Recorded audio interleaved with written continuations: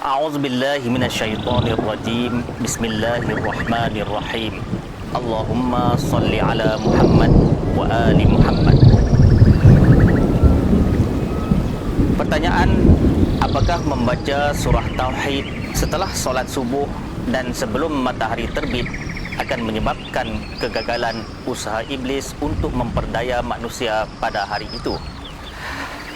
Jawapannya, terdapat dalam riwayat bahawa barang siapa yang mengerjakan solat subuh dan duduk di tempatnya sampai matahari terbit, ia membaca surah Tauhid 11 kali sebelum matahari terbit, nescaya ia tidak akan melakukan dosa pada hari itu, walaupun syaitan gelojong berusaha bersungguh-sungguh mengerahkan seluruh tenaganya untuk memperdayakan manusia.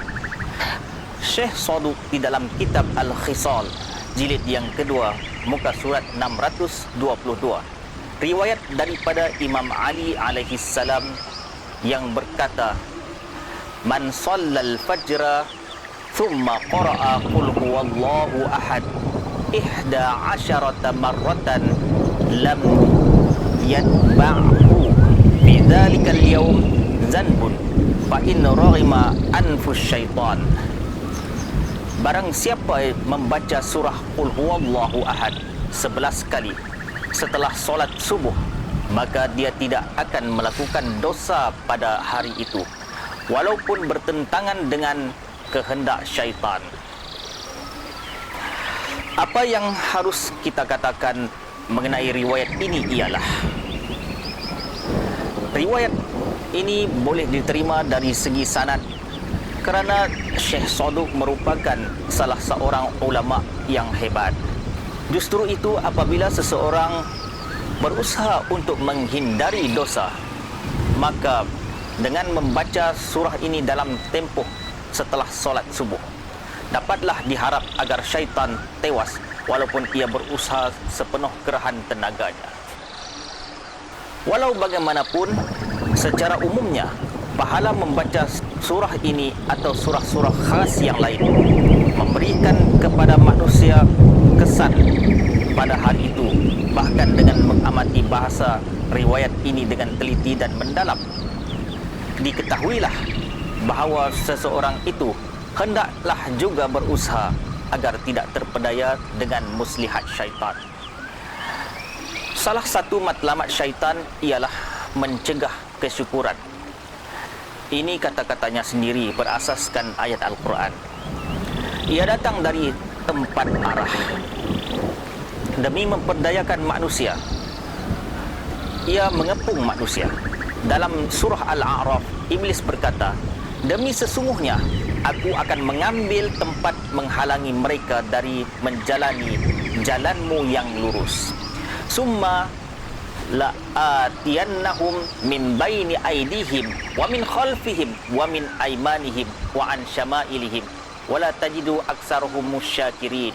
Kemudian aku datangi mereka dari hadapan serta dari belakang mereka dan dari kanan mereka, setelah itu dari kiri mereka, dan engkau tidak akan mendapati mereka bersyukur. Maksudnya, Iblis mengepung manusia dari empat penjuru, dari depan, dari belakang, dari kiri dan kanan. Walau bagaimanapun, ayat ini disebut sebagai kiasan. Di depan kita itu maksudnya adalah kiamat. Ia cuba membuatkan kita pandang ringan dan remeh tentang hari kiamat. Dari belakang kita ialah anak-anak dan keturunan.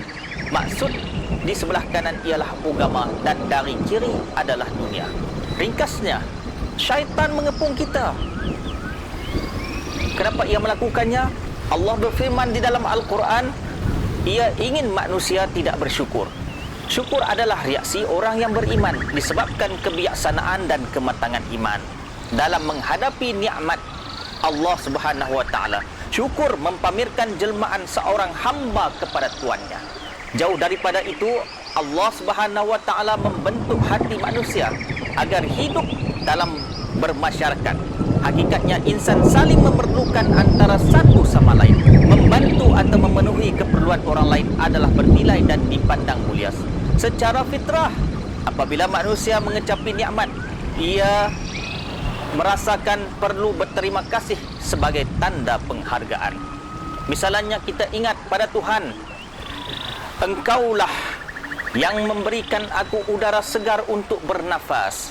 Engkaulah berikan padaku air bersih untuk aku minum. Bayangkan jika nikmat ini ditarik balik.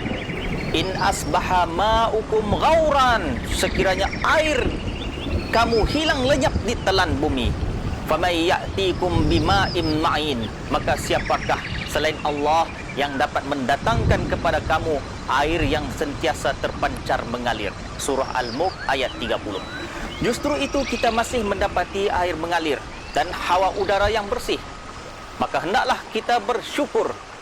Inilah dia pesanan penting. Menjaga kesyukuran dan penghargaan adalah sangat penting.